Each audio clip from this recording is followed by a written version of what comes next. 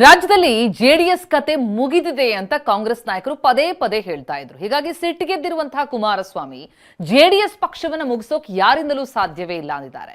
2028ರ ಚುನಾವಣೆಗೂ ಈಗಿನಿಂದಲೇ ಸಿದ್ಧತೆಯನ್ನ ನಡೆಸ್ತಾ ಇದ್ದಾರೆ. ಜೆಡಿಎಸ್ ಪಕ್ಷವನ್ನ ಮುಗಿಸೋಕಾಗಲ್ಲ, ಕುಮಾರಸ್ವಾಮಿ ಬೆಂಕಿ. 2028ರ ಚುನಾವಣೆ ಟಾರ್ಗೆಟ್ ದಳಪತಿಗಳ ರಣಕಹಳೆ. ಟಾರ್ಗೆಟ್ 2028ರ ಚುನಾವಣೆಯೇ target. CM Siddaramaiah, DCM DKShi ವಿರುದ್ಧ ಕೇಂದ್ರ ಸಚಿವ ಕುಮಾರಸ್ವಾಮಿ ಮತ್ತೆ ಬೆಂಕಿ ಉಗುಳಿದ್ದಾರೆ. ಕಾಂಗ್ರೆಸ್ನಿಂದ ದೇವೇಗೌಡರ ಕುಟುಂಬವನ್ನ ಮುಗಿಸೋಕೆ ಪ್ಲಾನ್ ನಡೀತಾ ಇದೆ, ಆದ್ರೆ ಜೆಡಿಎಸ್ ಪಕ್ಷವನ್ನ ಮುಗಿಸೋಕೆ ಸಾಧ್ಯನೇ ಇಲ್ಲ ಅಂತ ಅಬ್ಬರಿಸಿದ್ದಾರೆ. ಸಂಪೂರ್ಣವಾದ ಟಾರ್ಗೆಟ್ ಇರೋದೇ ಜೆಡಿಎಸ್. ಅದರಲ್ಲೂ ದೇವೇಗೌಡರು ಕುಮಾರಸ್ವಾಮಿನ ಯಾವ ರೀತಿ ಮುಗಿಸಬೇಕು, ಅವ್ರ ಕ್ಯಾರೆಕ್ಟರ್ ಅಸಾಸಿನೇಷನ್ ಮಾಡಬೇಕು, ಯಾವ ರೀತಿ ಕ್ಯಾರೆಕ್ಟರ್ ಅಸಾಸಿನೇಷನ್ ಮಾಡೋಕ್ಕೆ ಅವ್ರ ಪೊಲೀಸ್ ಇಲಾಖೆ ಉಪಯೋಗ ಮಾಡ್ಕೋಬೇಕು, ಇದು ನಡೀತಾ ಇರತಕ್ಕಂಥದ್ದು ನಿರಂತರವಾಗಿ ಸರ್ಕಾರದಲ್ಲಿ ನಡೀತಾ ಇದೆ. ಈಗ ಏನು ನಡೆದಿದೆ ಫ್ಯಾಮಿಲಿನಲ್ಲಿ ಅದು ಪ್ರತಿನಿತ್ಯ ಯಾವ ರೀತಿ ಪ್ರಚಾರನೂ ಕೊಡ್ತಿದ್ದಾರೆ. ದೇವೇಗೌಡರನ್ನ ಈ ವಯಸ್ಸಿನಲ್ಲಿ ಕುಗ್ಗಿಸ್ಬೇಕಲ್ಲ, ಇದಕ್ಕೆ ಇವತ್ತು ಇದೆಲ್ಲ ಒಂದು ಹುನ್ನಾರ ನಡೆಸ್ಕೊಂಡು ಹೊರಟಿದ್ದಾರೆ.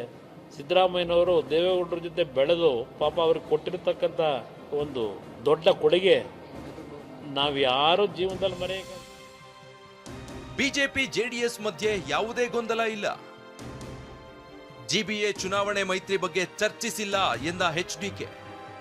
ರಾಜ್ಯದ ಪರಿಸ್ಥಿತಿ ಗಮನಿಸಿದ್ರೆ ಇಲ್ಲೇ ಇರಬೇಕಿತ್ತು ಅನ್ನಿಸ್ತಾ ಇದೆ. ಟೈಮ್ ಬಂದಾಗ ರಾಜ್ಯ ರಾಜಕಾರಣಕ್ಕೆ ಬರ್ತೇನೆ ಅನ್ನೋ ಸುಳಿವನ್ನ ಎಚ್ಡಿಕೆ ನೀಡಿದ್ದಾರೆ.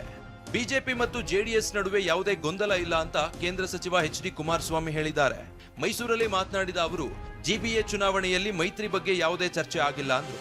ಮೈಸೂರು ಭಾಗದಲ್ಲಿ ಮೈತ್ರಿಯಾಗೆ 12 ಸೀಟ್ ಗೆಲ್ತೀವಿ ಅಂತ ವಿಶ್ವಾಸ ವ್ಯಕ್ತಪಡಿಸಿದ್ರು. ಮೈಸೂರು ಜಿಲ್ಲೆನಲ್ಲಿ ಮುಂದಿನ ಚುನಾವಣೆ ಜೆಡಿಎಸ್ ಬಿಜೆಪಿ ಎರಡೂ ಪಕ್ಷಗಳು ಜೊತೆಗೂಡಿ 11 ಸೀಟ್ ಏನಿದೆ ಮೈಸೂರಿನಲ್ಲಿ 11 ಸೀಟ್ ಗೆದ್ದರೂ ಆಶ್ಚರ್ಯಪಡಬೇಡಿ. 2028ರ ಚುನಾವಣೆಯನ್ನ ದೃಷ್ಟಿಯಲ್ಲಿಟ್ಟುಕೊಂಡು ಜೆಡಿಎಸ್ ಈಗಿಂದಾನೇ ಸಿದ್ಧತೆ ನಡೆಸ್ತಾ ಇದೆ. ಜೆಡಿಎಸ್ ಪಕ್ಷ ಇನ್ನೂ ಬದುಕಿದೆ ಅಂತ ದಳಪತಿಗಳು ಸ್ಪಷ್ಟ ಸಂದೇಶ ರವಾನಿಸುತ್ತಿದ್ದಾರೆ. ರಾಮ್, ಟಿವಿ9 ಮೈಸೂರು.